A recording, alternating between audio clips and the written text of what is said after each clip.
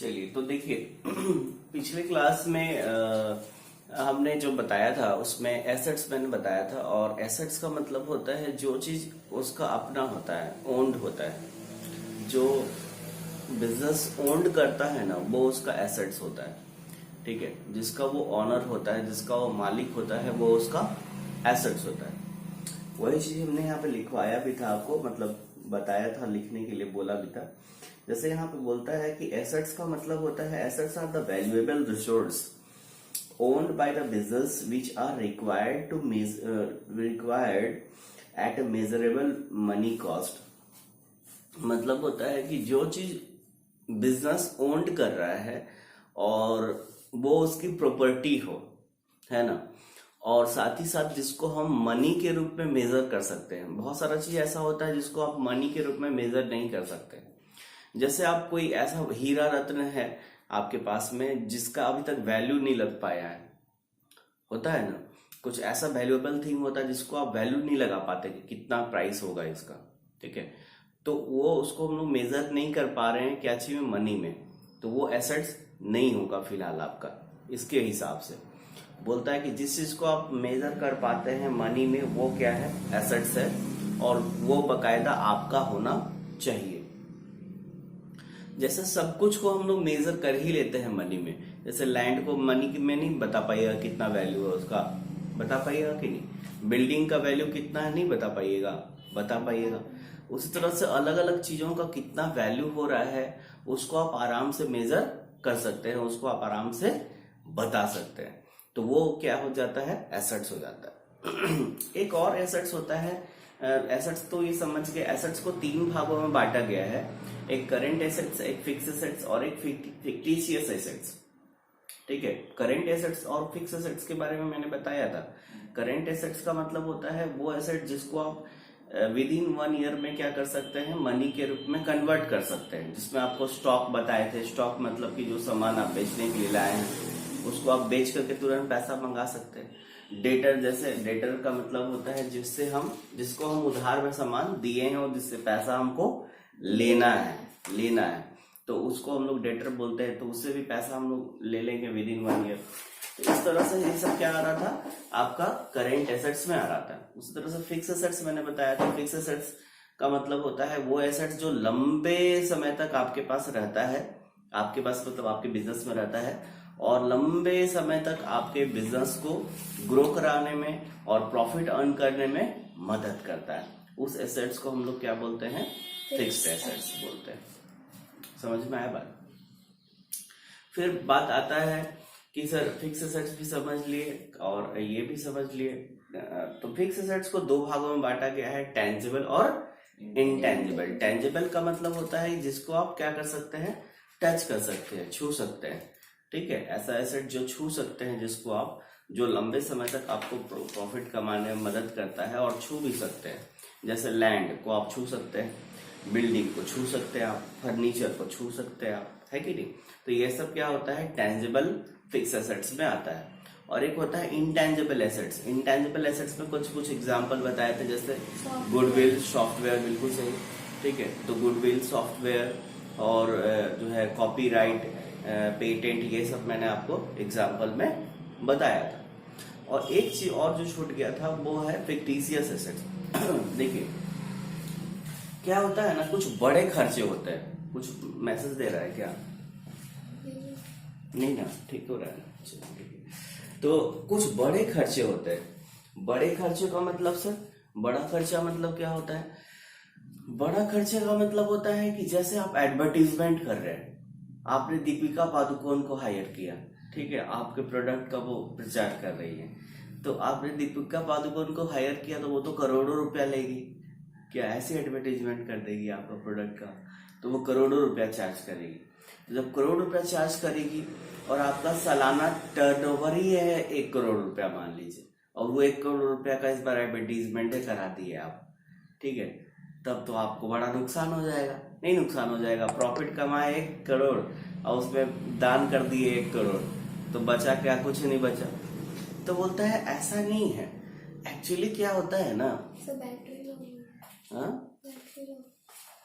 Information दे रहा है।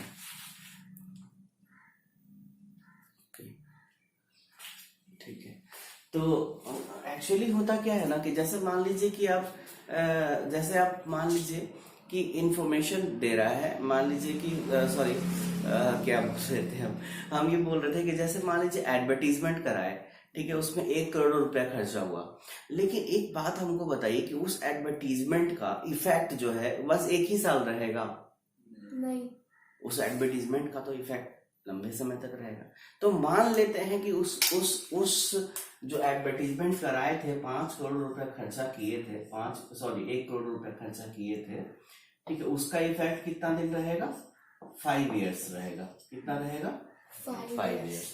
तो इसका मतलब है कि ये 1 करोड़ रुपया 1 साल का खर्चा नहीं है। कितने साल का है? 5 साल का है, क्योंकि इसका इफेक्ट कितना साल तक रहता है? 5 साल तक रह रहा है। तो इसका मतलब है कि सर ये 1 करोड़ जो आप खर्चा कर रहे हो एडवर्टीजमेंट में, ये कैसे में खर्चा कर रहे हो? एडवर्टीजमेंट में 1 करोड़ रुपया जो खर्चा कर रहे हो वो कितना साल तक चलेगा? 5 साल तक। तो अगर आप एक साल का निकालना चाहोगे तो 1 करोड़ डिवाइडेड बाई 5 इयर्स तो कितना आ जाएगा? 20 लाख आएगा ना। 1 करोड़ में 100 लाख होता है ना, तो 100 लाख डिवाइडेड बाई 5 करिएगा तो कितना आएगा? 20 लाख आएगा ना। आएगा कि नहीं आएगा? तो इसका मतलब 1 साल का खर्चा कितना हुआ? 1 साल का खर्चा कितना हुआ? 20 लाख। आप कमाए कितना? 1 करोड़ 20 लाख खर्चा कर दिया एडवर्टीजमेंट में, तो इसका मतलब 80 लाख रुपया आपको क्या हो गया? फायदा हो गया, प्रॉफिट हो गया सर। तो अब बात है कि सर जो रिमेनिंग बच गया, जो 80 लाख रुपया बच गया, या तो 20 लाख रुपया ना आप इसमें माइनस किए पहला साल में, फर्स्ट ईयर का प्रॉफिट निकालने के लिए आप क्या किए? 20 लाख रुपया ही माइनस किए। इसका मतलब 80 लाख रुपया बच गया। तो सर उसका क्या करेंगे? 80 लाख रुपया तो एडजस्ट आप किए नहीं। समझ में आ रहा हम क्या बोल रहे हैं? yes, क्या बोल रहे हैं? 20 लाख मतलब 80 लाख बचा हुआ है। और किसका वो मतलब प्रॉफिट कि एडवर्टीजमेंट का? यस सर, एडवर्टीजमेंट का बात समझे? हम यही बता रहे थे ना कि जैसे आप 1 करोड़ रुपया खर्चा किए एडवर्टीजमेंट में, ओके, इसमें से अगर हम बोले कि ये 5 साल तक चलेगा, तो 5 साल से डिवाइड किए जब आप, तो 20 लाख पर ईयर आ रहा है, ठीक है। तो पहला साल अगर मान लीजिए कि आपको प्रॉफिट, आपको सेल किए थे, आप सेल्स हुआ था, और उसमें से खर्चा माइनस करते हैं ना, तो मान लीजिए एडवर्टीजमेंट एक्सपेंस को माइनस करते हैं। सेल्स मान लीजिए कि आपका 2 करोड़ हुआ था, आपने उस साल माल कितना का बेचा? 2 करोड़ का। तो इसमें से एडवर्टीजमेंट का खर्चा आप कितना माइनस करिएगा? 20 लाख माइनस करिएगा, मतलब 1,80,00,000 जो है आपको क्या हो जाएगा? 20 लाख को हम 200 लाख कर देते, ठीक है, तो थोड़ा इजी हो जाएगा समझना। 2 करोड़ का मतलब 200 लाख होता है ना, तो 200 लाख में से 20 लाख को माइनस कर दिए तो कितना बचा? 180 लाख। इस साल का प्रॉफिट कितना हुआ? 180 लाख। अब एक प्रश्न उठता है कि सर हम लोग का खर्चा तो 1 करोड़ था, ठीक, लेकिन ठीक है, हम पहला साल का खर्चा आपका कितना होगा? 20 लाख रुपया निकाले, लेकिन भैया 80 लाख अगर देखा जाए एडवर्टीजमेंट तो आपका 1 करोड़ था, मतलब कि 100 लाख था, जिसमें से 1 साल में आप कितना एडजस्ट किए? 20 लाख एडजस्ट किए, तो 80 लाख रुपया बचा ना बाबा, 80 लाख रुपया बचा ना। इसका क्या करेंगे? तो यही बन जाता है आपका फिक्टिशियस एसेट्स, मतलब कि कुछ ऐसे एक्सपेंडिचर, ठीक है, ऐसे एक्सपेंडिचर जो लॉन्ग टाइम तक एडजस्ट होते हैं, जिसको लॉन्ग टाइम तक में एडजस्ट किया जाता है, या फिर उसको जो है समायोजित किया जाता है, या एडजस्टमेंट किया जाता है, ठीक है। तो होता क्या है ना कि वो जो एडजस्टमेंट नहीं हो पाता है उस साल, वो जो है कहीं ना कहीं क्या बन जाता है? फिक्टिशियस एसेट्स बन जाता है, और उसको हम लोग एसेट्स में दिखाते हैं। फिर ये एडवर्टीजमेंट एक्सपेंस कहाँ दिखाई देगा? एसेट्स बन जाएगा। और ये कैसा एसेट्स होगा? तो इसको हम बोलेंगे फिक्टिशियस एसेट्स। फिक्टिशियस का मतलब होता है झूठ का। एक प्रकार से देखा है तो ये एसेट्स है क्या आपका? एसेट्स पढ़ाए है ना आप लोग को, डेफिनेशन पढ़ाए है ना। तो एसेट्स क्या ही प्रॉपर्टी है हम लोग का? नहीं। लगता है कि आपका ये एक प्रकार का खर्चा है, लेकिन इसको हम क्या चीज में दिखा रहे हैं? एसेट्स में। तो ये झूठ का एसेट्स है, या इसको हम लोग फिक्टिशियस एसेट्स या नॉमिनल एसेट्स है। नॉमिनल का मतलब होता है कि इसको हम मान लिए हैं कि एसेट्स है, ठीक है, लेकिन ये एसेट्स नहीं है। धीरे धीरे करके इसको क्या करना है, अगले साल फिर 20 लाख रुपया कम करेंगे इसमें, तो फिर अगले साल फिर 20 लाख रुपया घटाएंगे। समझ में आ रहा है? अगले साल अगले साल अगले साल करके 5 साल में ये खत्म हो जाएगा। पहला साल में 20 लाख एडजस्ट हुआ ना, फिर दूसरा में 20 होगा, फिर तीसरा चौथा पांचवा में पूरा जाके खत्म हो जाएगा, 80 लाख हो जाएगा। समझ में आ रहा है बात? तो इस टाइप का जो चीज होता है, जो लंबे समय तक, ऐसे एक्सपेंसेस जो लंबे समय तक जिसका इफेक्ट होता है, ठीक है, उसको जनरली हम लोग क्या करते हैं कि विभिन्न ईयरों में, विभिन्न मतलब डिफरेंट ईयर में से हम लोग क्या करते हैं, राइट ऑफ करते हैं, ठीक है, डिफरेंट ईयर्स में राइट ऑफ करते हैं, जिसको हम लोग फिक्टिशियस एसेट्स की श्रेणी में रखते हैं। समझ में आया बात? डेफिनेशन में जब जाइएगा तो बोलेगा ना कि ऐसा एसेट जो ना ही फिक्स एसेट्स है और ना ही करेंट एसेट्स है, ठीक है, या ना ही टेंजिबल एसेट्स है ना ही इंटेंजिबल एसेट्स है, उस टाइप का एसेट्स को हम लोग यहाँ पे क्या करते हैं, फिक्टिशियस एसेट बोलते हैं। सीधा ऐसे ही डेफिनेशन दे देता है। तो आपको भी डेफिनेशन उसी तरह से देना है और एग्जाम्पल में इन सब चीजों को डालना है, ठीक है। इसको भी हम लिखवा दिए, मतलब उतरवा दिए हैं आपको, उतरवा दिए इन द सेंस कि हम पीला पीला कर दिए हैं इसको। आपको घर में जा करके इस टाइप का किया हुआ है, मिलेगा आपको ना, तो इस टाइप का किया हुआ है, उसको उतारिएगा, ठीक है। अब आ जाइए, आज का जो टॉपिक है उसको पढ़ते हैं, ठीक है। डस्टर डस्टर डस्टर कहीं दिख रहा है आप लोगों को?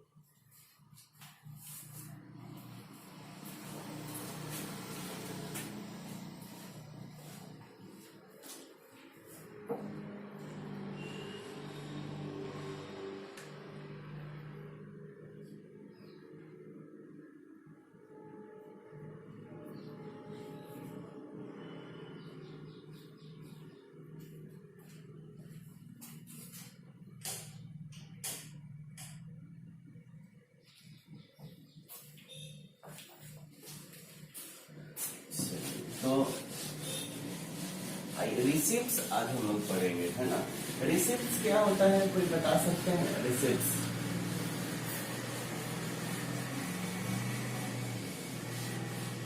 कोई कंफर्मेशन की जो चीज दी है।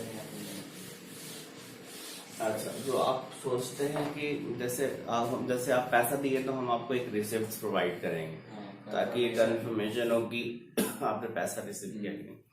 तो देखिए, रिसिप्ट का मतलब यहाँ पर वो नहीं होता है, उसको यहाँ पर वाउचर कहा जाता है। जो आप कह रहे हैं ना, रसीद जिसको बोलते हैं हम लोग, ठीक है, वो वाउचर्स बोलते हैं यहाँ पे। लेकिन रिसिप्ट का मतलब क्या होता है वो बता देता है। जैसे आपका सेंस सही है, पैसा मिल रहा है तो वो रिसिप्ट होगा। तो जैसे आपको पैसा अगर मिल रहा है ना, तो वो एक प्रकार का आपका रिसिप्ट होगा, ठीक है। एक होता है पेमेंट, पेमेंट का उल्टा रिसिप्ट। जैसे आप क्या करते हैं, या तो आप पेमेंट करते हैं, पैसा भुगतान करते हैं, या तो पैसा लेते हैं। तो जो पैसा आप ले रहे हो वो रिसिप्ट है, मतलब कि आपके पास जो पैसा आ रहा है वो क्या होगा, रिसिप्ट। और जो आप भुगतान करोगे, जिसका आप पेमेंट करोगे, वो क्या होगा, पेमेंट। बात समझ में आए? तो जो रिसिप्ट जो होता है ना,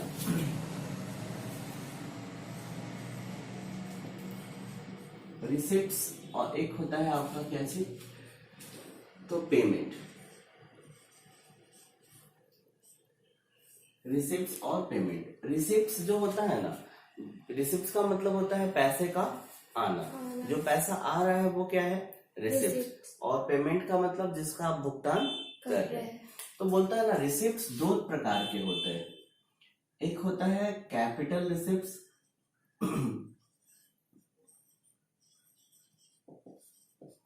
और एक होता है रेवेन्यू रिसिप्ट।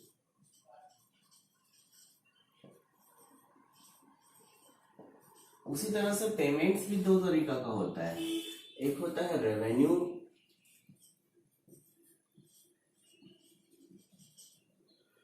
रेवेन्यू इसको एक्सपेंडिचर बोलते हैं, है ना। पेमेंट को ना पेमेंट नहीं बोलते, रेवेन्यू पेमेंट नहीं बोलते, बोलते हैं क्या चीज, रेवेन्यू एक्सपेंडिचर, खर्चा। एक्सपेंडिचर का मतलब क्या होता है, खर्च। और एक होता है कैपिटल एक्सपेंडिचर।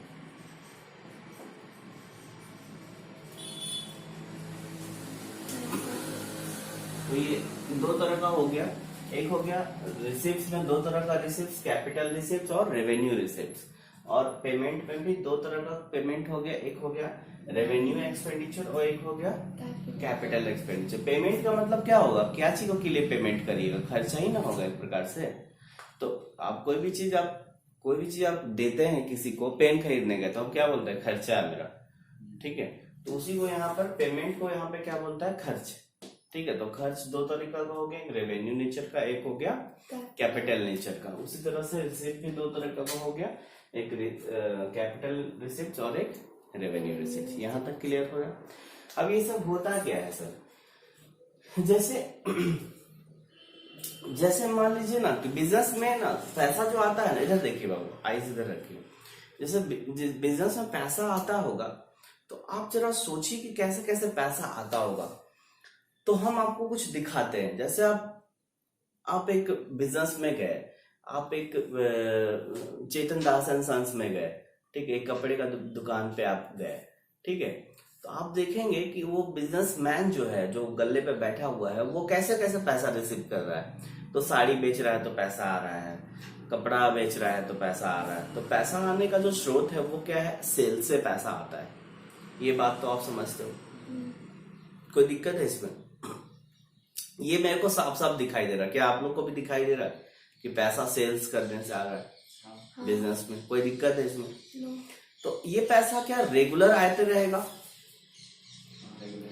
रेगुलर आते रहेगा, क्योंकि भैया दुकान खोले हैं बेचने के लिए, बेचेंगे तो पैसा आइबे करेगा, रेगुलर आएगा। क्या नहीं आएगा, रेगुलर आएगा, रेगुलर। उसी तरह से और भी पैसा आता है। कैसे सर? तो आप पैसा जो आप रेगुलर पैसा जो आ रहा है उसको आप अपने गले में ही रखते हैं कि बैंक में रखते हैं? बैंक में रखते होंगे। उतना पैसा हम घर में अपना दुकान में क्यों रखेंगे, हम बैंक में रख देंगे, सेफ भी रहेगा, पैसा का इंटरेस्ट भी मिलेगा, इंटरेस्ट भी मिलेगा। इसका मतलब है सर इंटरेस्ट भी हमको रेगुलर मिलता रहेगा, मिलता रहेगा। आपके अकाउंट में जो पैसा जमा रहता है उस पर इंटरेस्ट भी मिलता है आपको, रेगुलर मिलता है कि नहीं मिलता है? तो मिलता है, इसका मतलब इंटरेस्ट से भी हमको रेगुलर इनकम होता रहेगा। अब मान लीजिए कि आपका दुकान है, आप नीचे में अपना दुकान चला रहे हैं और एक ऊपर में भी है, मतलब 2 तल्ला है, उसको आप रेंट में लगाए हुए हैं। आप ही का है 2 बिल्डिंग, आप नीचे वाला पे अपना बिजनेस कर रहे हैं, उसके ऊपर वाला में रेंट से आ रहा है इनकम, तो रेंट से भी रेगुलर इनकम आता रहेगा। तो इस तरह से जो रेगुलर इनकम आता रहता है ना, उसको हम लोग बोलते हैं रेवेन्यू रिसिप्ट्स। मतलब कि ये रेगुलर टाइप का इनकम हो गया, जो डे टू डे एक्टिविटी से जो पैसा आएगा। डे टू डे एक्टिविटी का मतलब क्या होता है sir? Day to day activity का मतलब होता है जो आपका नॉर्मल काम है। नॉर्मल काम क्या है? नॉर्मल काम यही है कि हमको जो है सामान खरीदना है, सामान बेचना है, उससे पैसा आएगा। रेगुलर काम क्या है? तो बैंक से आपको इंटरेस्ट मिलता रहेगा। ये सब रेगुलर पैसा, ये बिजनेस का पैसा है, ये रेगुलर हमको मिलता रहता है, ठीक है। तो इस टाइप का जो पैसा मिलता है उसको हम लोग क्या बोलते हैं? Revenue receipt. क्या बोलते हैं? Revenue receipt. एग्जाम्पल मैंने क्या क्या लिया? तो सेल्स लिया, इंटरेस्ट ऑन इन्वेस्टमेंट, ठीक है, रेंट, कमीशन, ये सब क्या होगा कि आप रेगुलर बेसिस पे रिसीव करते रहेंगे। तो ये सब क्या हो जाएगा? इसका एग्जाम्पल हो जाएगा, ठीक है। ये रेवेन्यू रिसिप्ट। और कुछ पैसा और आता है। क्या हुआ कि आपका मशीन खराब हो गया था, बड़ा दिन हो गया आपका मशीन जो आप यूज करते थे, मैन्युफैक्चरिंग यूनिट है आपका, तो आप कोई सामान को बनाते हैं, जैसे ये पेन बनता है और फिर बिकता है मार्केट में। तो थोड़ा मशीन ओल्ड हो गया था, टेक्नोलॉजी भी थोड़ा स्लो हो गया था उसका, मशीन धीरे धीरे उत्पादन करता था। बोले इसको हटाओ यार, नया खरीदेंगे बढ़िया मशीन, ठीक है। तो आपने क्या किया कि पुराना मशीन को सेल कर दिया। तो ये बताइए कि बार बार होने वाला एक्टिविटी है क्या?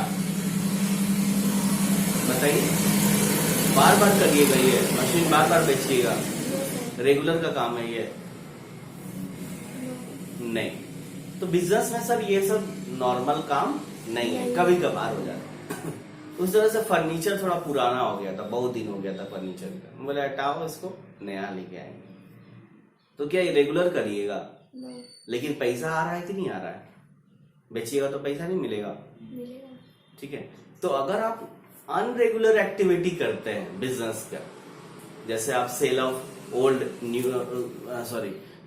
सेल ऑफ ओल्ड फर्नीचर कर दिए, ओल्ड फर्नीचर को बेच दिए, सेल ऑफ ओल्ड मशीनरी कर दिए, ठीक है, तो उससे जो पैसा आ रहा है वो क्या होगा? आपका कैपिटल रिसिप्ट होगा, ठीक है। वो क्या होगा? Capital risk. बिजनेस का ही चीज हो रहा है, लेकिन जो इरेगुलर है, जो बार बार नहीं होता है, कभी कभार होता है, ठीक है। जैसे फिक्स एसेट्स को बेच दिए, कोई आपका रखे थे भाई, वो सबको क्यों खरीदे थे हम? कि लंबे समय तक वो चला गया, लेकिन लंबा समय तक हम नहीं रखे, उसको बेच के हटा के दूसरा लिए, तो वो क्या हो गया? आपका बिजनेस का ही एक्टिविटी है, ये भी बिजनेस का ही एक्टिविटी है, लेकिन ये बार बार नहीं होता है। तो इस टाइप का जो एक्टिविटी होता है वो कैपिटल रिसिप्ट्स में हो जाता है, जिसमें आपका क्या आ गया? Sale of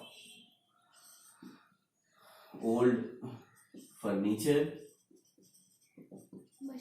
cell of old machinery,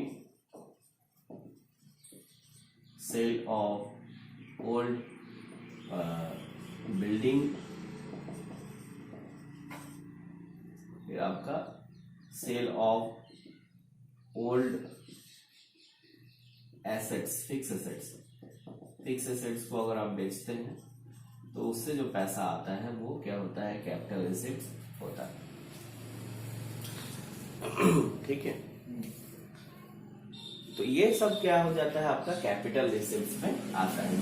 जो बार बार नहीं मिलने वाला जो पैसा है वो क्या चीज में हो गया? Capital receipt. और रेवेन्यू रिसिप्ट मतलब जो पैसा रेगुलर बेसिस पे मिल रहा है, जो डेली बेसिस पे है वो सब पैसा, ठीक है। तो ये समझ गए, रिसिप्ट दो तरह का हो गया, कैपिटल और रेवेन्यू। उस तरह से एक्सपेंडिचर दो तरीका का हो गया, एक हो गया आपका क्या चीज? रेवेन्यू एक्सपेंडिचर, और एक हो गया कैपिटल एक्सपेंडिचर। तो रेवेन्यू एक्सपेंडिचर में भी वही होगा, क्या होगा? देखिए, दो तरीका का खर्चा होता है, एक होता है कि जो बार बार नहीं होगा, और एक होता है कि बार बार होगा। जैसे अगर आप बोले हम कि सैलरी, जैसे कि आप स्टाफ रखे हैं तो सैलरी उसको रेगुलर दीजिएगा कि नहीं दीजिएगा? देंगे। तो ये जो खर्चा है ये आपका कैसा खर्चा है? रेगुलर है। तो ये जो रेगुलर टाइप का खर्चा होता है उसको बोलते हैं रेवेन्यू एक्सपेंडिचर, ठीक है। बिजनेस का जो रेगुलर टाइप का जो खर्चा है उसको यहाँ पे क्या बोलते हैं? Revenue expenditure. जैसे परचेजेस का मतलब क्या होता है? एक गुड्स परचेज करना, मतलब जो चीज आप खरीद रहे हैं बेचने के लिए। जैसे अगर आप मान लीजिए कि कपड़े का दुकान है, तो जो कपड़ा खरीदाता है ना उसको हम लोग क्या बोलेंगे? परचेजेस, ठीक है। तो ये बार बार करेंगे, ये भी एक प्रकार का क्या है? खर्चा है।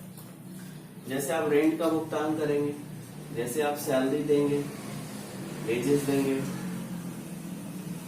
जैसे आप इलेक्ट्रिसिटी बिल का भुगतान करेंगे, ठीक है। स्टेशनरी, ये सब क्या है? आपका रेगुलर खर्चा है, ये सब क्या कहलाएगा? Revenue expenditure. समझ में आती बात? उसी तरह से आपका कैपिटल एक्सपेंडिचर, देखिए कई बार ऐसा होता है कि खर्चा हम करते हैं लेकिन वो बार बार वाला होने वाला खर्चा नहीं है। जैसे आप क्या किए, एक मशीन खरीद ली, परचेज ऑफ मशीनरी, ये भी खर्चा है, नहीं है खर्चा? लेकिन ये खर्चा कैसा है? बार बार नहीं होने वाला है, ठीक है, जिससे एक प्रकार का इन्वेस्टमेंट हो गया। तो ये क्या हो जाता है? आपका कैपिटल एक्सपेंडिचर माना जाता है। समझ में आ रही है बात? उसी तरह से आपका purchase of land, purchase of land, purchase of building, machinery, purchase of machinery, मतलब कि एक प्रकार का जो इन्वेस्टमेंट आप कर रहे हैं ना फिक्स एसेट्स में, मतलब कि इन्वेस्टमेंट इन फिक्स एसेट्स जो होगा ना वो क्या हो जाएगा आपका? तो कैपिटल एक्सपेंडिचर हो जाएगा। समझ में आ गई बात? कोई दिक्कत है? तो ये हुआ आपका दो टॉपिक, दैट इज एक रिसिप्ट्स, एक पेमेंट। पेमेंट में मतलब और एक्सपेंडिचर हो गया, ठीक है। खर्चा दो तरह का रेगुलर खर्चा, अनरेगुलर खर्चा, ठीक है, और रिसिप्ट भी दो तरीका का हो गया, रेवेन्यू रिसिप्ट और कैपिटल रिसिप्ट। ठीक है, कोई दिक्कत है इसमें? तो इसमें ना रिसिप्ट्स और एक्सपेंडिचर्स हम आपको बता दिए, इसका ना नोट्स आप घर में कीजिएगा। ठीक है, उसको हम अंडरलाइन करके फिर भेज देंगे आज वाला भी। ठीक है, और आपके पास तो भेज ही दिए हैं, उसको उसे उतार लीजिएगा फिलहाल। ठीक है, एक दो टॉपिक और समझा देते हैं। ठीक है, आइए, एक होता है एक्सपेंस और एक होता है एक्सपेंडिचर। ठीक है, तो इसको मिटाएं। ठीक है, इसको उतारिए, लेकिन हाँ उतारिए इसको जल्दी से, क्योंकि ये इम्पोर्टेंट चीज है, इसको उतारना जरूरी है।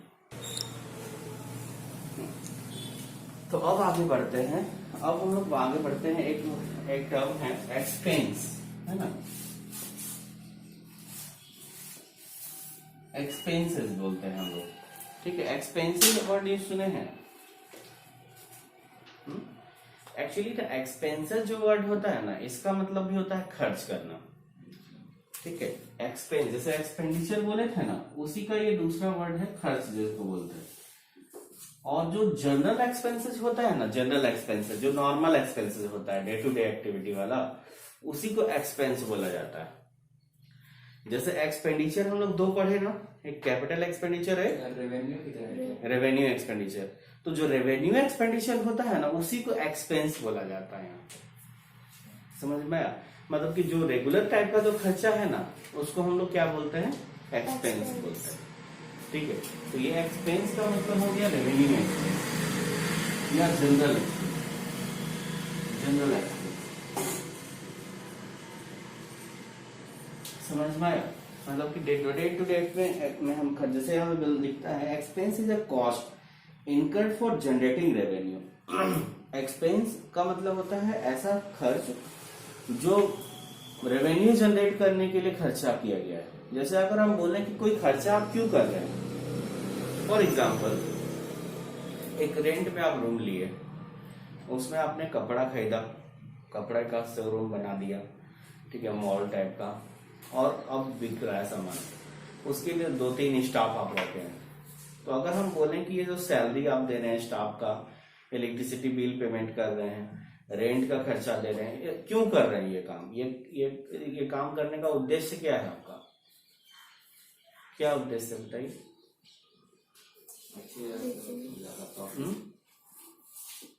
जो सोच रहे हैं वही सही है, इसीलिए बेहिचक बोलिए जो दिमाग में आता है। फिर से सुनिए, क्योंकि हम अचानक से क्वेश्चन पूछ देते हैं, तो आपका दिमाग अटेंशन यहीं पे रहना चाहिए, और जो आपके दिमाग में आता है शुरू में इनिशियली, डिलीमा में नहीं रहना है। ये नहीं सोचना कि गलत होगा कि सही होगा, बस बोलना है। गलत भी होगा तो होगा, सही होगा तो सही होगा। ठीक है, फिर से सुनिए मेरा क्वेश्चन क्या है। मेरा क्वेश्चन यही है आपसे कि जैसे खर्च का मतलब होता है जनरल एक्सपेंस, जो आप बिजनेस में नॉर्मल खर्चा होता है। तो हमने आपसे एक बात बोला, हमने बोला एक शोरूम खोले, रेंट में लिए रूम, आपने कपड़ा पूरा लगवा दिया, ठीक है, 2-3 स्टाफ रख दिया, एक काउंटर में है जो बिलिंग वगैरह का काम देख रहा है, और 2 घूम रहा है, कुछ हेल्प चाहिए कस्टमर्स को तो वो बता रहा है। ठीक है, तो 3 स्टाफ रखे और रेंट पे ले लिए, इलेक्ट्रिसिटी बिल आपको खर्चा लग रहा है, तो ये सब कुछ खर्चा लग रहा है। जैसे स्टाफ का सैलरी दे रहे हैं आप, रेंट का दे रहे हैं, बिजली बिल दे रहे हैं, ये सब आप खर्चा कर रहे हैं। क्यों खर्चा कर रहे हैं? क्यों खर्चा कर रहे हैं? ये सब खर्चा क्यों कर रहे हैं? आप बिजनेस लगाए थे इसीलिए ना खर्चा कर रहे हैं। तो बिजनेस क्यों लगाए हैं आप? प्रॉफिट। बिल्कुल सही, बहुत बढ़िया सवाल। प्रॉफिट कमाने के लिए, या फिर बोला जाए कि सेल्स को बढ़ाने के लिए, क्योंकि सेल बढ़ेगा तो प्रॉफिट ऑटोमेटिकली बढ़ेगा, नहीं बढ़ेगा? Yes sir. तो इसको बोलते हैं रेवेन्यू जनरेट करने के लिए, इसी को बोला जाता है प्रॉफिट कमाना, रेवेन्यू जनरेट करना, सेल्स बढ़ाना, सेल करना, इसको क्या बोलते हैं? रेवेन्यू। अच्छा वर्ड पे क्या बोलते हैं? रेवेन्यू जनरेट करना। तो वही चीज लिख रहा है, क्या चीज? Expenses is a cost, cost का मतलब खर्चा, इनकर्ड फॉर जनरेटिंग रेवेन्यू। और ये खर्चा हम क्यों कर रहे हैं? तो जनरेटिंग रेवेन्यू मतलब सेल करने के लिए, प्रॉफिट कमाने के लिए जो खर्चा आप कर रहे हो वो क्या है? एक्सपेंसेस। समझ में आया? डेफिनेशन समझ में आया कि एक्सपेंसेस का मतलब होता है वो खर्चा, वो कॉस्ट जो आप इनकर्ड कर रहे हैं। इनकर्ड का मतलब होता है उत्पन्न करना, जो आप खर्चा कर रहे हो काहे के लिए? तो जनरेटिंग रेवेन्यू मतलब कि जो एकदम सिंपल भाषा में समझना है तो समझ लीजिए कि जो आप नॉर्मल खर्चा करते हैं बिजनेस में, रेंट देते हैं, इलेक्ट्रिसिटी का पेमेंट करते हैं, परचेजेस करते हैं, सामान खरीदते हैं, वो सब क्या है? तो एक्सपेंसेस है। ठीक है, इन्वेस्टमेंट यहाँ पर नहीं है। यहाँ पर खर्चा का मतलब हो गया नॉर्मल खर्चा, या फिर इसको बोल सकते हैं रेवेन्यू एक्सपेंडिचर। ठीक है, यहाँ पर वो कैपिटल एक्सपेंडिचर वाला कॉन्सेप्ट नहीं आएगा। सिर्फ वर्ड अगर हम यूज करें क्या चीज? एक्सपेंसेस है। ठीक है, एक्सपेंसेस मतलब नॉर्मल खर्चा, डे टू डे एक्सपेंडिचर। ठीक है, या expenditure incurred by the firm for generating revenue. Generating revenue के लिए जो खर्चा किया जा रहा है, ठीक है, वो क्या है आपका? तो एक्सपेंसेस। समझ में आई?